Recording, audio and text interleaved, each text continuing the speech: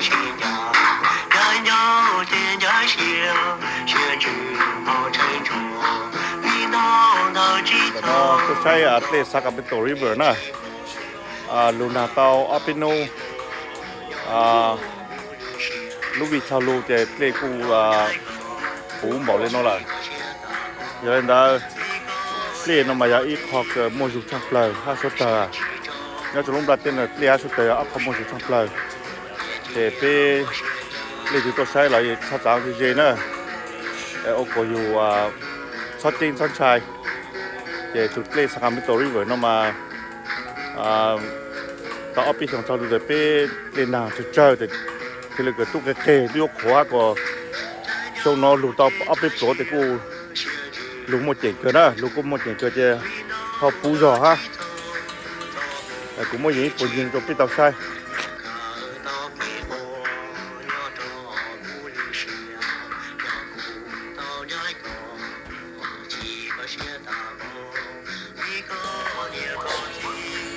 เหมือนเราจู่เข้าเดินดูซากาเมนโตริเวอร์นะ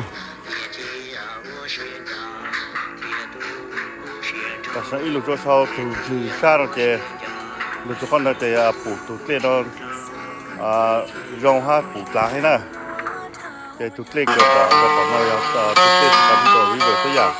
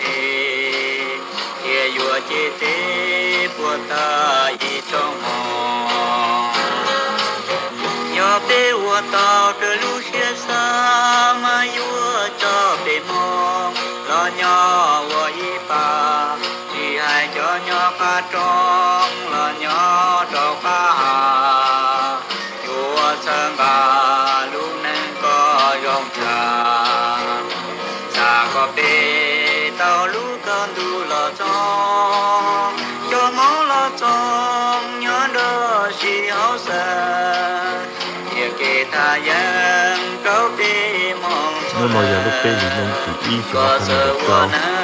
要去拍下个股哈股的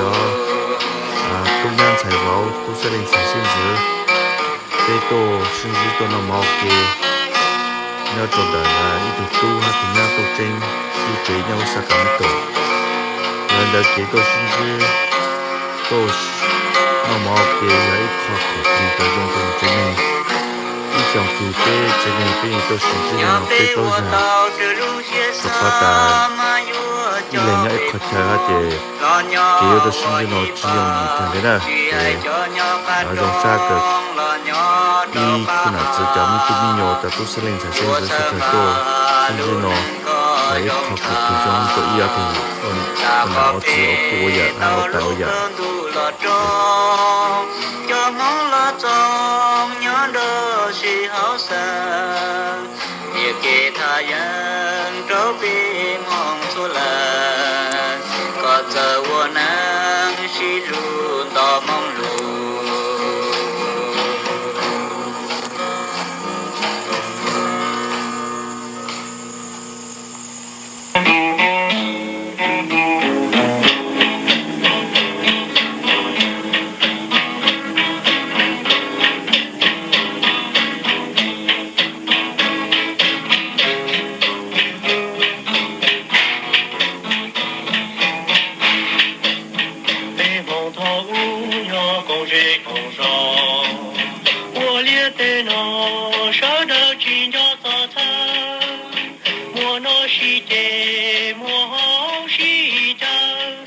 梦烧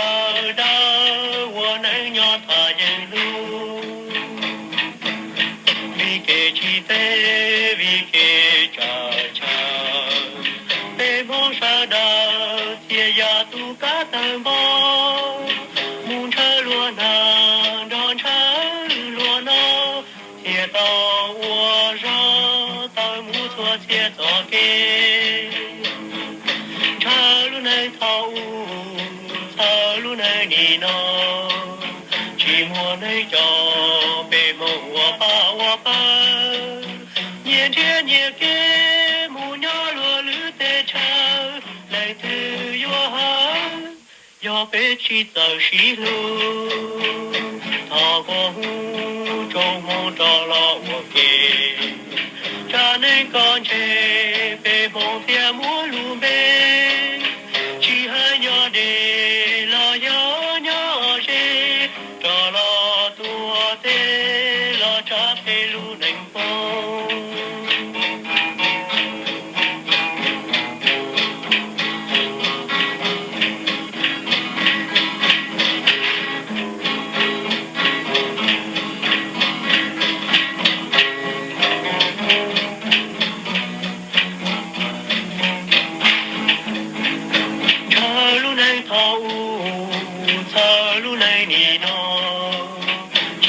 内照北风我把年天也给木鸟落绿的茶来自约好要被记到西路他我中风着了我给家内干切北梦天莫路北几海鸟的拉哟鸟人cho lo tua tê lo cha bê lu nành phong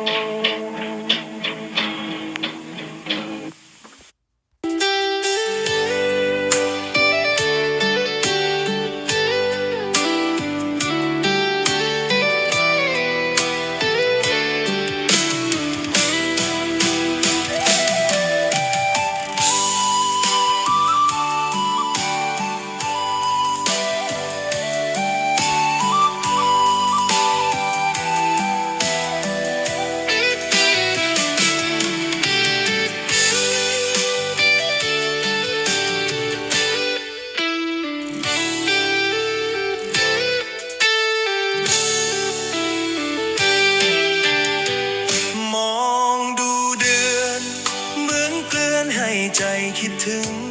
ที่รักจานุ่มนารำพึง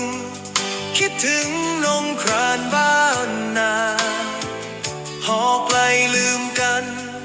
สาบานก็ลืมสัญญา